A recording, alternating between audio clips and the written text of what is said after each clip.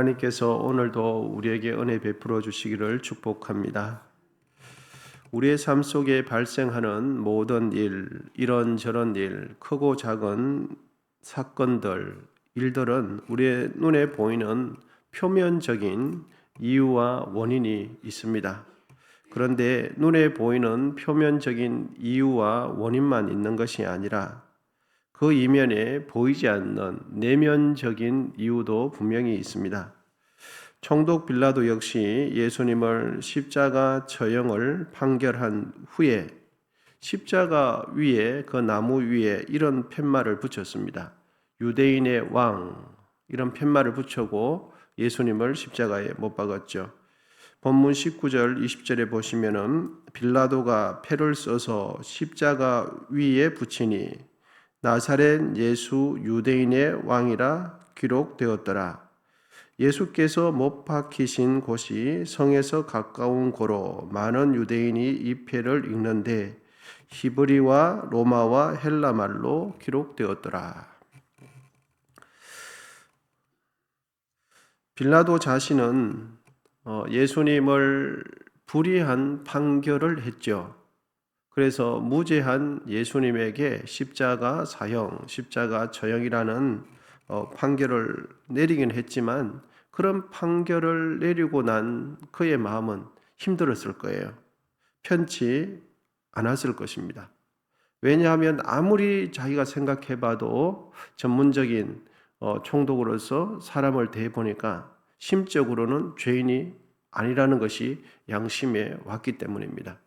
그런데 압박을 받는 이 상황 가운데 또 자신이 관할하는 그 유대 지역의 안정을 위해서는 죄 없는 사람을 죄 있다라고 말을 해줘야 그 사람들이 진정이 될 것 같으니까 예수님을 십자가 사형 이렇게 판결을 내줬으니까 양심에는 대단히 가책을 느꼈을 것입니다.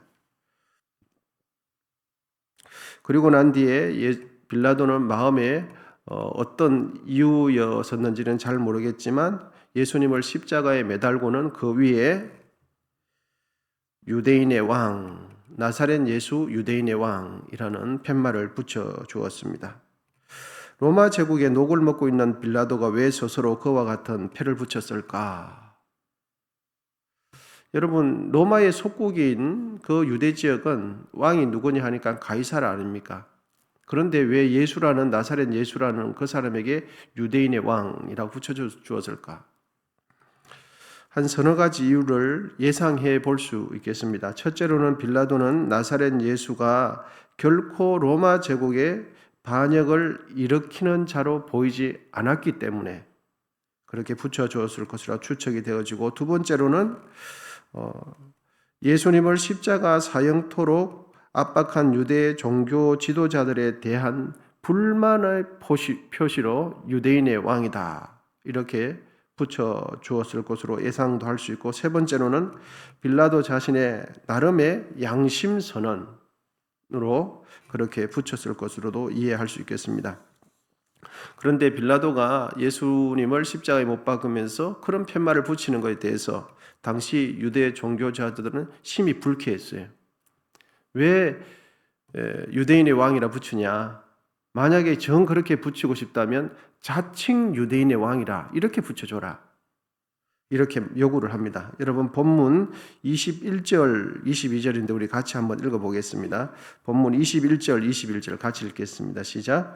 유대인의 제사장들이 빌라도에게 이르되 유대인의 왕이라 쓰지 말고 자칭 유대인의 왕이라 쓰라 하니 빌라도가 대답하되 내가 쓸 것을 썼다 하니라.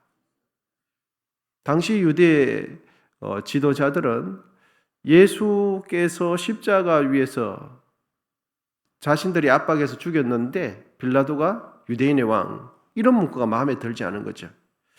여러분, 예수님께서 달릴 때 유대인의 왕이라는 팻말이 붙은 것과 자칭 유대인의 왕이라는 이 팻말이 붙은 것은 그것을 바라보는 사람에게 어떤 메시지를 줍니까? 자칭 유대인의 왕이다 이렇게 팻말이 붙어 놓으면은 저 사람이 정신이 온전치 못해서 정신이 분열이 있어서 또 망상이나 착각에 빠져서 저렇게 하다가 현실 감각이 전혀 없이 저렇게 하다가 십자가에 못 박혀 죽었다. 이런 메시지를 줘요. 자칭 왕이다 하면서 십자가에 죽었기 때문에. 그런데 그냥 자칭이 아니라 유대인의 왕이다라는 팻말을 붙였을 때는 그것을 보는 사람들마다 마음이 불편한 거예요. 마음이 불편한 거죠. 그리고 그 유대인의 왕이라는 그 예수님을 십자가에 죽도록 주도한 사람들은 더 마음이 불편해지는 거죠. 그래서 예수님을 유대인의 왕이 아니라 자칭이라 붙여서 정신 나간 사람, 허황된 꿈을 꾸다가 현실 감각이 전혀 없어서 자기 망상이나 착각이나 정신분열에 있는 사람, 이런 메시지를 주기 위해서 자칭이라는 것을 붙여라. 이렇게 요구를 했지만 빌라도는 내가 쓸 것을 썼다 라고 하면서 양보를 안 합니다. 여러분, 이 모든 이야기들을 이제 하나님의 관점으로 한번 재조명을 한번 해보겠습니다.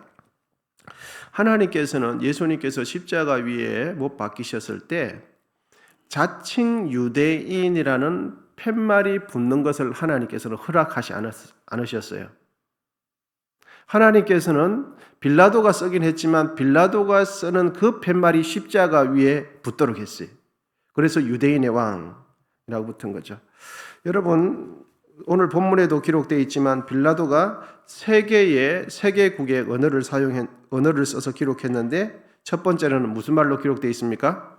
히브리 말로 유대인의 왕으로 썼어요. 그 다음에는 로마의 말로, 그 다음에는 헬라의 말로 쓴 거죠. 그러니까 그것을 보는 사람들은 다 보게 돼 있는 거예요. 속국인 유대의 사람들도 볼 수 있고 로마의 사람들도 보고 그 당시 헬라권에 있는 모든 사람들을 다 보는 거죠. 그래서 십자가에 죽은 그 예수님은 저 예수님이 왕인데 왜 죽었을까를 생각하게 되는 거죠.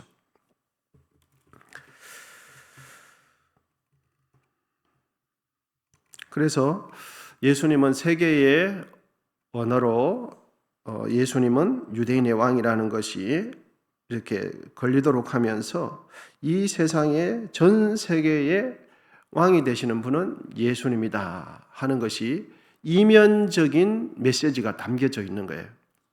표면적으로는 정치적인 압박과 유대 종교 지도자 사이에 갈등하며 힘의 논리에 의해서 그렇게 쓰여진 것처럼 보이지만 그건 표면적인 이유고 이면적인 그 이유는 하나님의 주권적인 관점에 보면 십자가 위에 돌아가셨지만 하나님께서는 유대인의 왕이요 로마 제국의 왕이요 그 당시 헬라 문화권에 있는 모든 민족에게 왕이신 것을 하나님께서는 그 메시지를 통해서 보여준 거예요. 여러분, 이 세상의 왕들은 자신이 가진 힘과 권력으로 자기보다 약한 이들을 세상 왕은 압제하고 억압하고 짓누릅니다. 이것이 세상 왕이죠. 세상 왕은 자신을 위해서 백성들을 희생하지 않습니다. 오히려 왕 자신이 약한 백성들을 통해서 자기가 호화를 누리게 되죠. 좋은 것을 먹고 최상의 것을 누리게 되는 것. 이것이 세상 왕이에요. 세상의 이치고요. 연약한 백성들을 당신의 고귀한 희생을, 고귀한 생명을 내어주지 않아요.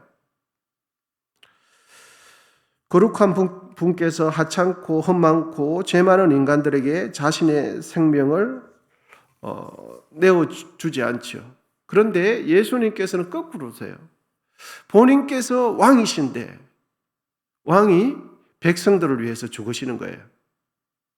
세상에서 찾아볼 수 없는 모습이고 세상에서 찾아볼 수 없는 가치관이죠.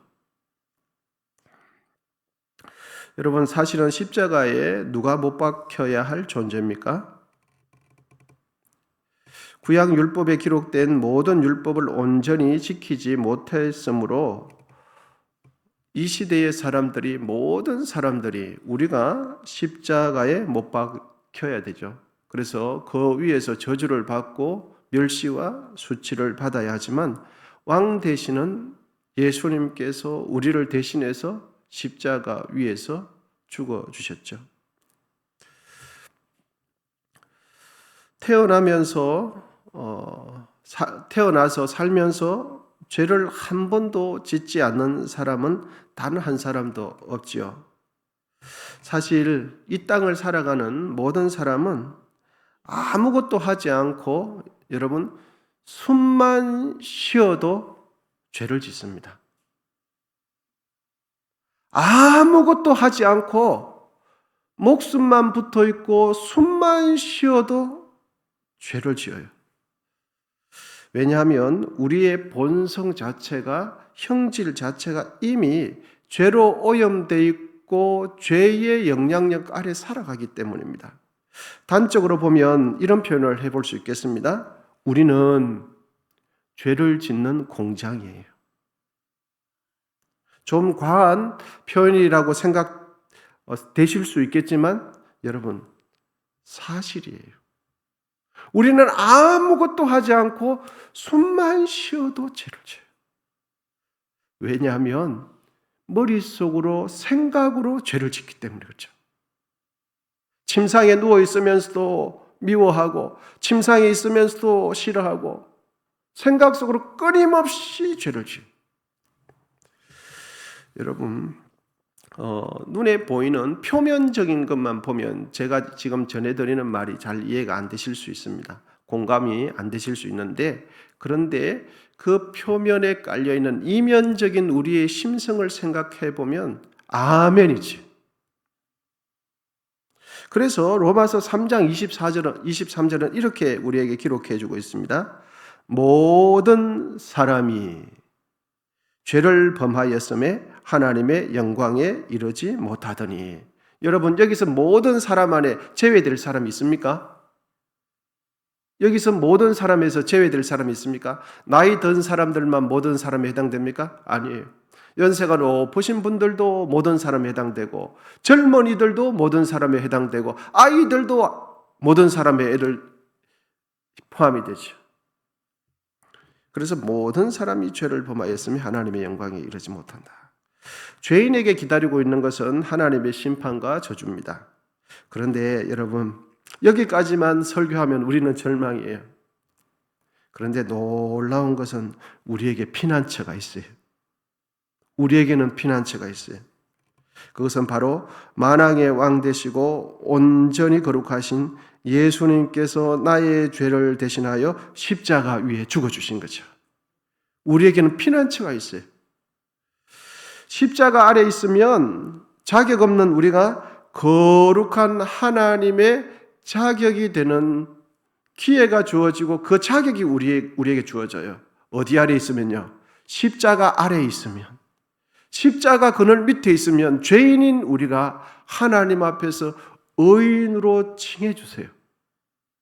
십자가 그늘 아래 있기만 하면 우리의 모든 허물과 죄는 가려움을 받아요. 십자가 아래 있기만 하면. 그러므로 십자가 위에서 돌아가신 그 예수님은 우리의 왕이신 줄 믿습니다. 우리의 주인이 되시고 우리의 구원자가 되세요. 그러므로 우리는 언제나 예수님을 나의 왕으로 모시게 되기를 축복합니다. 예수님을 나의 주인으로 모실 때 우리가 십자가 그늘 아래 있게 되는 거죠. 예수님을 나의 주권자로 모실 때 십자가 그 영향력이 나에게 미쳐지는 거죠. 그런데 예수님을 믿기는 믿는데 나의 주인, 나의 왕, 나의 주권자로 모시는 것이 아니라 나를 적당할 때 나를 도와주는 사람, 주인은 나고 예수님은 나를 도와주는 사람이라고 하면 십자가 그 그늘이, 그 은혜가 우리에게 영향을 끼치지 못하죠. 그래서 교회는 다니지만 예수님을 나의 구주로 믿지 않는 사람들은 구원을 장담 못해요. 교회는 다니지만 예수님을 나의 구주로, 나의 왕으로, 나의 주권자로 모시지 않으면 그 사람은 구원이 장담받을 수 없어요. 교회는 출석하지만 5년, 10년 교회는 출석하지만 그분이 나의 주인이 아니면 어떻게 구원을 받겠습니까? 그래서 예수님을 믿을 때는 어떻게 믿어야 되냐?